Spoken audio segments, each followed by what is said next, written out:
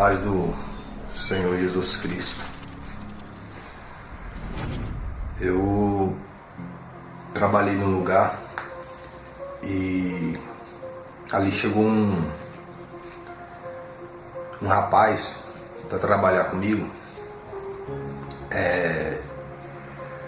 e ele tinha passado a noite anterior bebendo e tal, curtindo aí o mundo, aquela coisa toda, né? E eu fui falar com ele, né? Falar a respeito ali da saúde dele, da vida dele, né? Trocando uma ideia com ele. E ele me disse que não se importava com nada daquilo, que não estava nem aí. E eu falei pra ele assim: você não liga? Porque você tá bem. Porque o dia que você ficar mal, você vai se importar. Nessa época eu tava trabalhando tipo na lavanderia de uma empresa que eles trabalhavam com eventos, né, de festa, ainda trabalho, né? E eu trabalhava ali com o seu Rashid. O seu Rashid já era um homem ali, eu acho que não sei se eram uns 50 ou 60 anos de idade que ele tinha, né, na época. E eu gostava muito de trabalhar com o seu Rashid, porque ali na lavanderia você tem que ser muito ágil, né? Joga de uma máquina, joga para outra, e aí tosse, aí estende e volta, né? Então, para estar trabalhando ali, tem que estar na disposição, né? E o seu Rashid, por ter mais idade do que eu naquela época,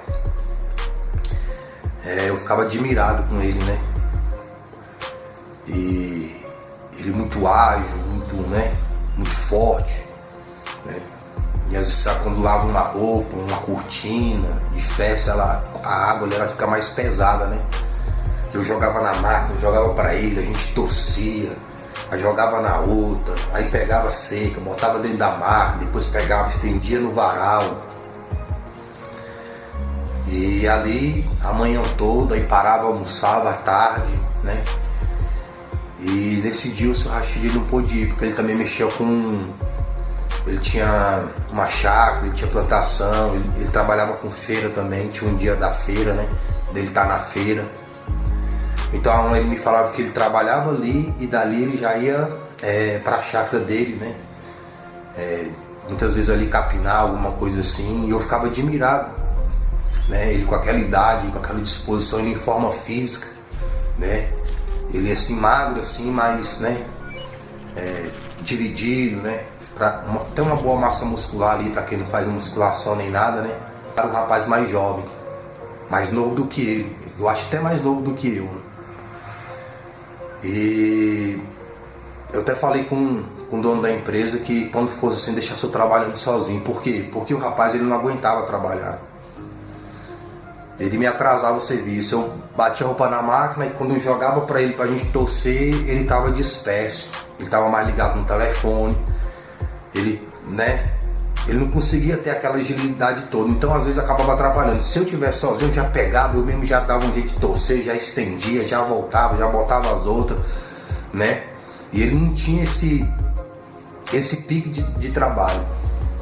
Então, naquele dia mesmo eu já fiquei chateado. E como ele já tinha vindo da bebida, ele já tinha curtido a noite, então ele estava meio indisposto. E ali a gente trabalhando e eu conversando com ele, né? Falando da saúde dele, né? Falando algo a respeito da palavra de Deus para ele. E ele falando que não se importava com nada daquilo. Quando foi mais tarde, acho que meia hora ou uma hora depois, ele começou a passar mal e começou a gemer. Que ele agachava e gemendo de dor. E eu fiquei meditando, né? Agora você está se importando. Então as pessoas elas buscam o pecado, né? Elas buscam as coisas que prejudicam elas e elas falam que não se importam daquilo. Elas dizem que não se importam até o momento que elas estão bem. Porque o dia que ficar doente, o dia que ficar enfermo, vai se importar. Como esse rapaz. Enquanto ele não estava sentindo nada, ele falou que não se importava com nada. Mas de um momento a outro ele começou a passar mal. E pedindo socorro, pedindo ajuda. Naquele momento ele estava se importando. E ali não era nem o inferno. E ali não era nem o lago de fogo. Algumas pessoas dizem que não tem medo da morte. Que não tem medo do inferno. Não tem medo da morte porque não morreu. Não tem medo do inferno porque não está no inferno. Porque o dia que morrer e for para o inferno, vai se importar. Tem um texto na Bíblia, no livro de Eclesiastes, porque Deus não aplica logo o juízo, os homens eles continuam praticando o mal. Então quando o homem peca contra Deus, Deus não traz logo o juízo em seguida. Deus ele dá um tempo para o homem se arrepender. Ele dá tempo para o homem se converter. Ele dá um tempo para o homem confessar a Cristo como único Senhor e Salvador de sua alma. E durante esse tempo, Deus permite pequenos juízos para que o homem crie noção do que realmente é importante. Como foi ali com o Faraó. Faraó endurecia o coração, ou Deus endurecia o coração, porque tem versículos ali que fala que Deus endurecia, como no próprio texto, em outros versículos, não de traduções de Bíblia diferentes, mas no mesmo livro, na mesma tradução bíblica, que ele endurecia. E ao mesmo tempo Deus quebrantava o coração dele. E ele quebrantava o coração diante de Deus, porque ele endurecia o coração a Deus, ou Deus endurecia, e vinha um juízo sobre a vida dele. Quando vinha um juízo sobre o povo egípcio, sobre o reinado de Faraó, ele mandava chamar Moisés. Nessa que ele chamava Moisés, ele ainda confessava, ele falou: eu pequei, ora lá o teu Deus para tirar o juízo. Então, ali, Deus se revelou daquela maneira na vida de Faraó, como o único Deus acima de todos os deuses. Deus revelou a Faraó que só há um Deus que tem todo o poder, tanto no céu como na terra. Então Faraó foi convencido que o Deus do povo de Israel é o único Deus. Ele foi convencido que Moisés foi o mediador naquela situação para a libertação do povo do cativeiro. Então Deus trouxe a ele a consciência da eternidade. Se ele se voltou a Deus ou não, lá na frente, eu não posso te dizer. A Bíblia não traz isso. Mas pode ser que no final da sua existência, ou mesmo ali, ele possa ter se arrependido e ficado firme com o Deus dos israelitas. Ou não. Isso na eternidade todos nós vamos saber. Porque existe uma eternidade. Existe uma recompensa para a eternidade. Existe uma recompensa para quem crê em Cristo como único Senhor e Salvador.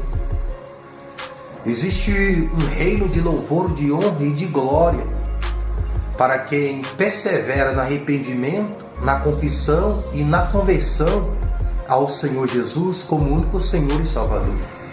Como existe uma recompensa de condenação, de humilhação e de vergonha para quem nega Cristo como único Senhor e Salvador de sua alma.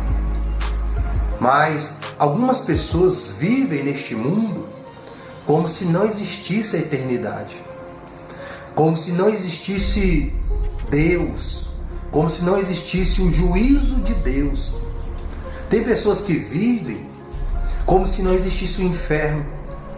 Tem pessoas que vivem no pecado como se não fosse para o inferno.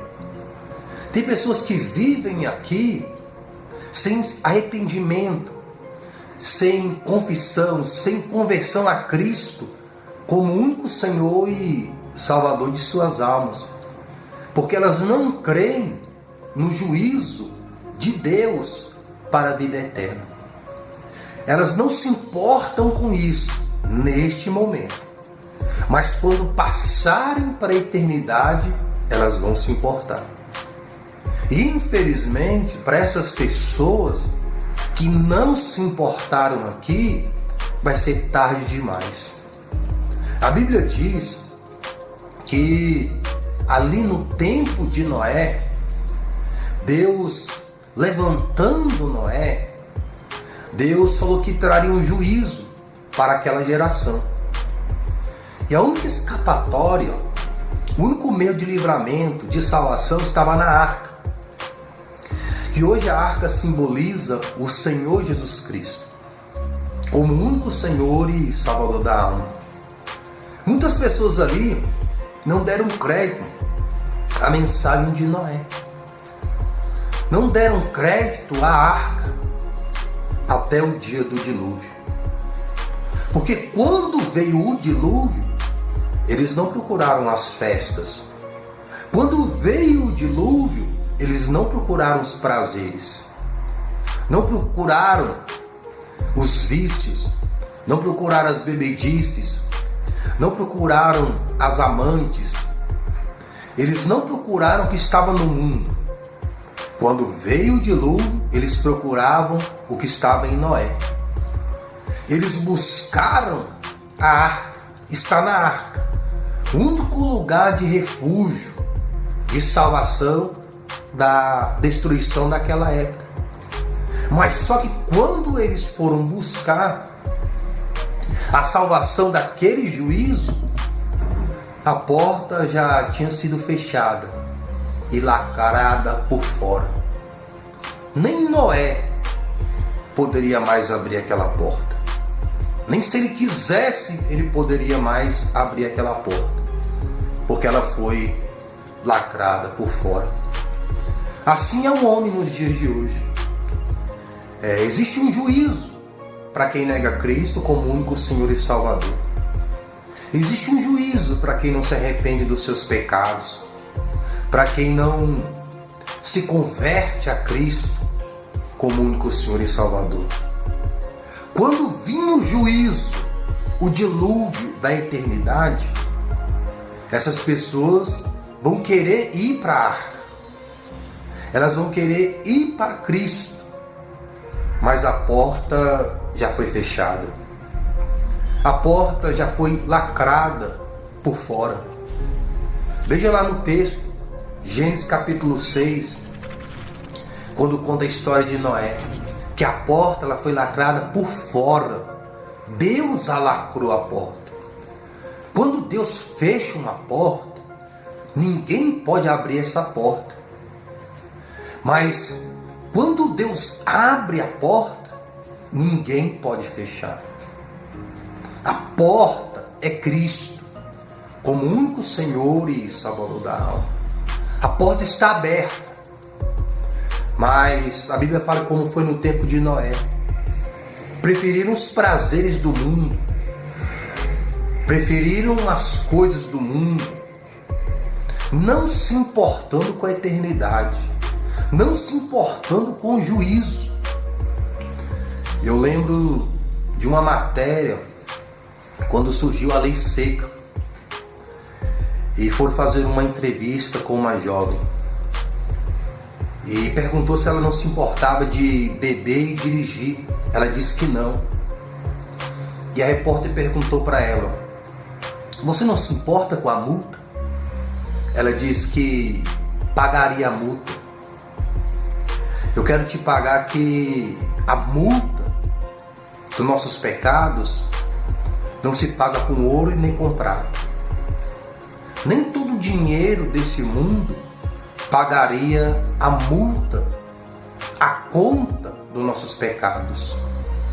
Porque todo erro, todo pecado tem a sua conta. Uma hora a conta vem. Aqueles que vão a Cristo como único Senhor e Salvador tiveram sua conta paga. A conta dos nossos pecados, das nossas iniquidades é paga com a morte de Cristo, com o sangue de Cristo. Esses têm a dívida perdoada. Aqueles que não vão a Cristo, que não recebem Cristo como único Senhor e Salvador, ainda estão devendo. E não há amizade humana, não há riqueza dessa terra que possa pagar a salvação de uma única alma sequer. Mas o sangue de Cristo paga a dívida de quantas almas forem a Ele e o receber como único Senhor e Salvador de suas almas.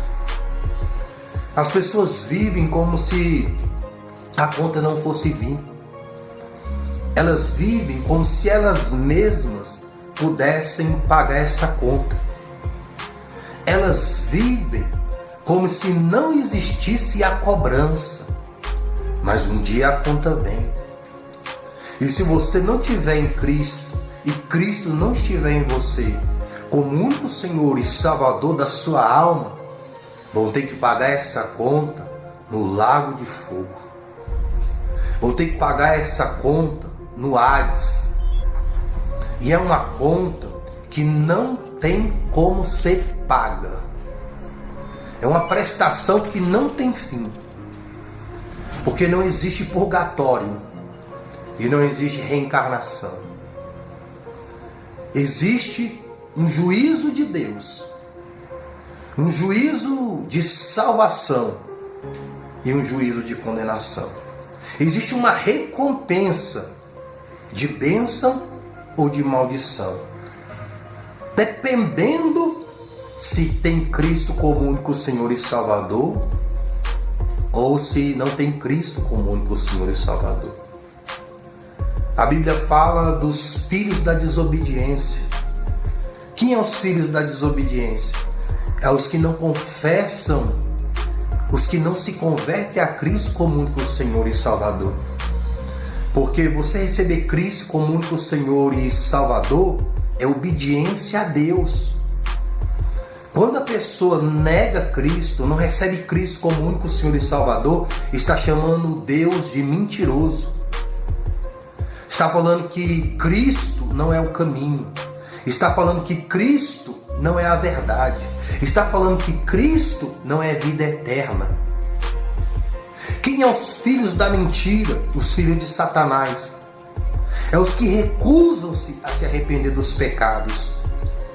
Porque o próprio Satanás e aqueles que acompanharam ele recusaram se arrepender dos seus pecados. Porque, como diz em outro texto, Satanás ele enganou um terço dos anjos. E para você persuadir um anjo a se rebelar contra Deus, não é do dia para a noite. Dirá um terço dos anjos. Então houve um tempo para que pudesse corromper esse tanto de anjo. Para se conspirar, geralmente é feito na surdina, mas não contra os olhos do Senhor. Deus pode ver o que ainda não aconteceu. Deus vê aquilo que ainda vai ser. Deus já conhece o amanhã, antes do amanhã chegar. Porque o amanhã acontece conforme a palavra de Deus. Não havia nem energia elétrica. E as escrituras já falavam do final dos tempos, do final deste planeta. E hoje o homem com a ciência e tecnologia já descobriram que o Sol não pode existir para sempre, que o Sol é uma estrela, que ele vai crescendo, crescendo, até explodir e não existir mais. E a Bíblia já fala da destruição desse planeta, porque Deus vai fazer um novo céu e uma nova terra. Como Deus vai dar um novo corpo, porque esse corpo volta para o pó. essa terra será destruída. Deus dará um novo corpo que não pode morrer e nem adoecer, e nem ser destruído para os fiéis. Semelhante à nova terra e o novo céu que Deus vai fazer, que não pode morrer, que não pode adoecer, que não pode ser destruído, porque ali não haverá injustiça, não haverá pecado, não haverá acepção de pessoas, não haverá demônios, não haverá nenhum mal no novo céu e na nova terra que Deus vai fazer para aqueles que se arrependeram dos seus pecados, confessaram e se converteram de suas iniquidades na morte e na ressurreição do Senhor Jesus como único Senhor e Salvador de suas almas. A gente vive uma geração rebelde, uma geração insensata, imprudente, que vive como se não fossem morrer, como se essa terra não fosse passar, como se esse corpo não fosse voltar ao pó. As pessoas, elas vivem como se não fosse existir eternidade, porque aparentemente para elas está tudo bem. Nem com vírus elas param para meditar na eternidade. Nesses dias, no sábado, eu fiz um vídeo comentando dos vizinhos aqui às 3 horas da madrugada, ligando o som de uma forma estrondante, fazendo barulho, onde eu fui fazer um vídeo e os mesmos ainda sentindo vítimas. É uma geração que peca, comete o erro e se sentem vítimas, se sentem injustiçados. É o mesmo sentimento de Satanás. Satanás conspirou contra Deus. Satanás conspirou junto com outros anjos que aderiram a ele. Eles se levantaram contra Deus. Deus os expulsou do céu, os fez cair nas profundezas do inferno, que será lançado no lago de fogo. E Satanás não se sente um pecador. Satanás não se sente que foi errado, que está errado. Satanás se considera injustiçado. Todo rebelde, ele se considera injustiçado.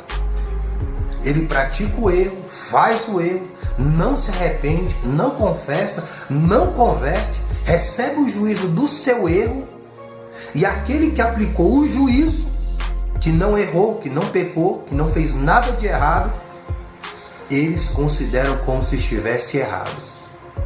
O errado considera o certo como errado, e o errado como certo. Então, quem estava procurando confusão não é quem liga o som alto, não é quem faz barulheira 3 horas da madrugada, fica com gritaria. Quem quer confusão é quem está dormindo, quem quer descansar, quem faz um vídeo para, caso necessário, confirmar aquilo que está dizendo. E é tão verdade que nessa madrugada de hoje, por volta das 2h30 da madrugada, eles aumentaram o som de uma forma tão estrondante, acho que aumentaram o volume todo do carro, que eles estavam ali até, começaram nas 22h30, 22h40, esses carros com som automotivo, as portas cheias de alto-falante, carro preparado mesmo para fazer barulho e perturbar mesmo. E bem na hora que nós estávamos indo nos deitar ali, por volta ali das 23 horas, não estava muito alto o som, mas estava alto ao ponto de atrapalhar a gente poder dormir. Eu até coloco um fone com outro tipo de música para poder relaxar. E ali eu consegui pegar no sono com muita dificuldade, mas quando foi 2h30 da madrugada, um estrondo tão grande, e eu até pensei que era outra coisa, que você acorda assim, depois você vai discernindo o som. Aí eu saí de um quarto para o outro para fazer uma nova filmagem, mas só que eles aumentaram, aparentemente para perturbar mesmo, porque eles aumentaram, deixaram um tempo, e depois abaixaram e se recolheram. Então quando eu abri a janela, não deu para gravar esse momento. E depois eu escutei eles tipo sorrindo, como que debochando. Porque covarde é assim, né? Faz as coisas e se esconde. Ou se garante só quando tá de galera, né? Mas nesse processo de eu ir para o quarto filmar, minha mãe como que passando mal. Ela muito ofegante. Eu pensei que ela ia ter um infarto, um derrame, alguma coisa assim. Mas graças a Deus eu não estava nervoso, não estava virado. Deus me deu graça, eu estava calmo. Levantei, escutei a barulheira, falei, não, vou filmar. E se precisar futuramente eu tenho as imagens aqui confirmando os fatos decorrentes dessa madrugada. E eu fiz um curso de brigada, e no curso de brigada a gente aprende que quando tem uma situação de pânico, de emergência, de acidente, de incêndio, de blackout, falta de luz à noite em algum lugar, quem está na parte da segurança tem que se manter tranquilo e calmo. Porque geralmente quando acontece um incêndio, uma tragédia, alguma coisa em algum lugar, as pessoas ficam desesperadas. E se todo mundo estiver desesperado, a segurança caiu por terra. A segurança é você estar equilibrado e tomar a decisão certa. Então, se você está encarregado de fazer segurança num lugar e acontece alguma coisa, você ficar desesperado junto com as outras pessoas, a tendência ao desespero aumentar. Então, ali eu fiquei calmo, falando com ela, calma mãe, fica calma, ela como que no telefone, né, no 90, mal conseguia falar e eu fiquei um pouco preocupado dela não ter um infarto, um derrame, alguma coisa, né. Minha mãe já é uma mulher de idade, ainda que Deus a tenha conservado, enfim. E eu fiquei imaginando que nesse momento eu poderia ter perdido a minha mãe dessa maneira por causa da falta de consciência dos vizinhos de ligar um som daquela altura. Eu imagino que minha mãe deve ter levado um susto muito grande, né? Porque eu também levei um susto, 2h30 da madrugada, um estrondo, né? Você tá ali dormindo, você não sabe de onde veio. E ela deve ter levado um susto muito grande, que ela poderia ter tido uma parada cardíaca. Ela poderia ter tido um infarto naquele momento. E agora, nesse exato momento também, eu poderia estar me lamentando do falecimento da minha mãe dessa maneira, por causa da imprudência dos vizinhos. É interessante que a nossa casa é nos fundos. Aqui na frente tem um prédio como uma kitnet e os vizinhos é do lado esquerdo.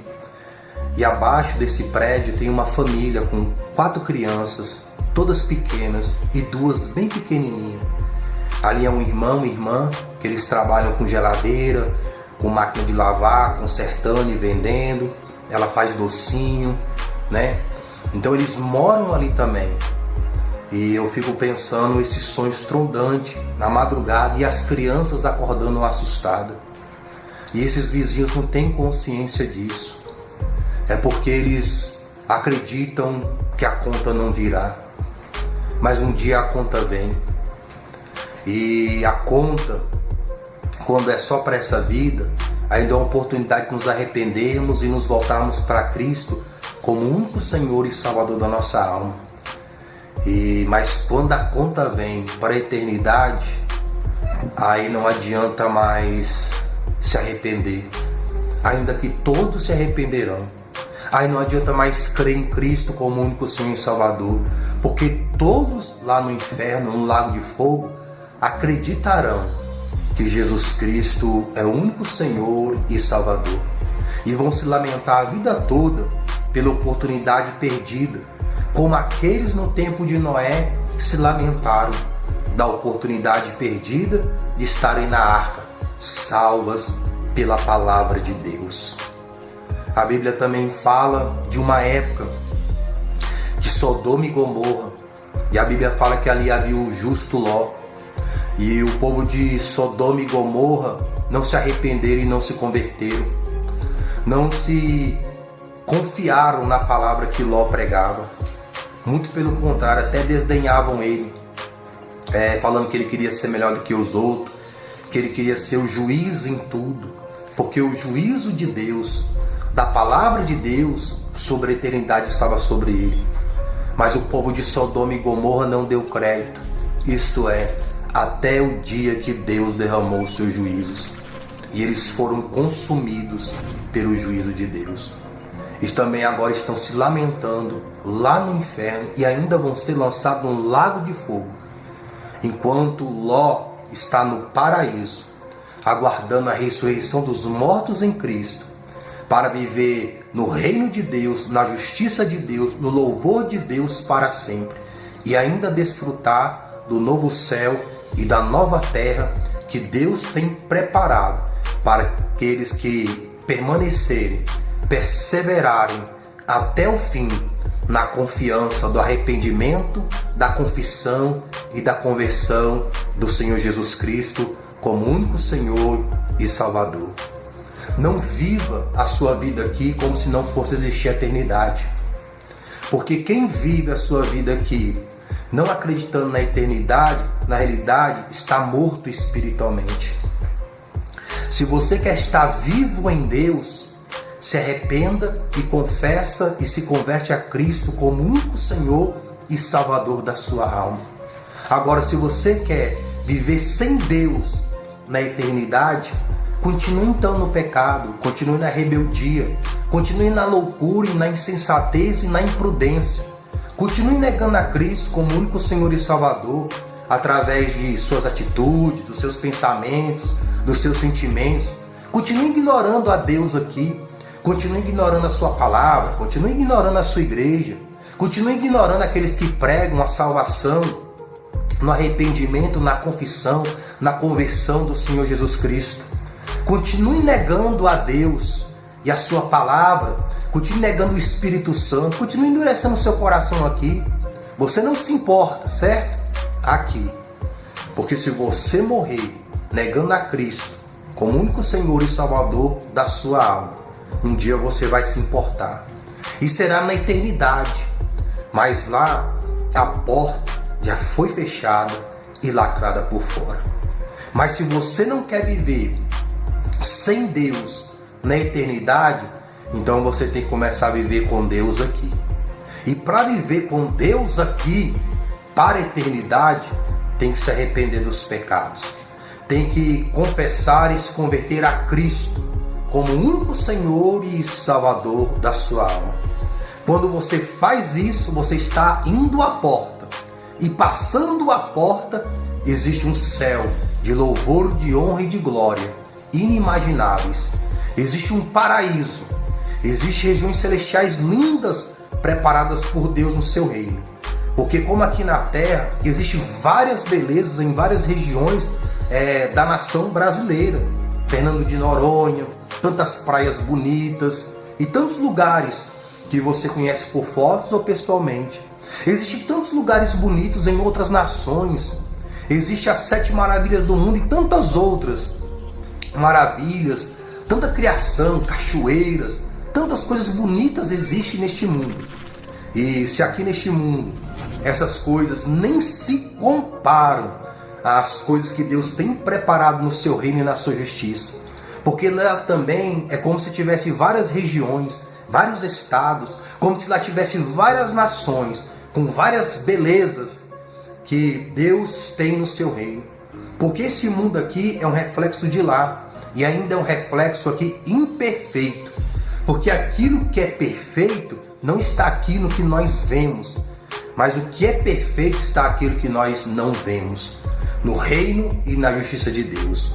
E se esse planeta, com toda a debilidade dele, do ser humano para cuidar do planeta, tem a sua beleza, o céu azul, as plantas, as flores, os pássaros e tantas belezas naturais existem confirmando o poder criador de Deus, imagine, nem tem como imaginar, mas tem como sonhar como será o novo céu e a nova terra que Deus vai fazer para todos aqueles que forem fiéis à sua mensagem, à sua palavra, se arrependendo, confessando, convertendo a Cristo como único Senhor e Salvador da alma.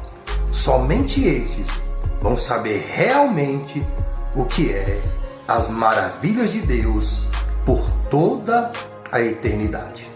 A paz do Senhor Jesus e boa meditação das coisas do alto.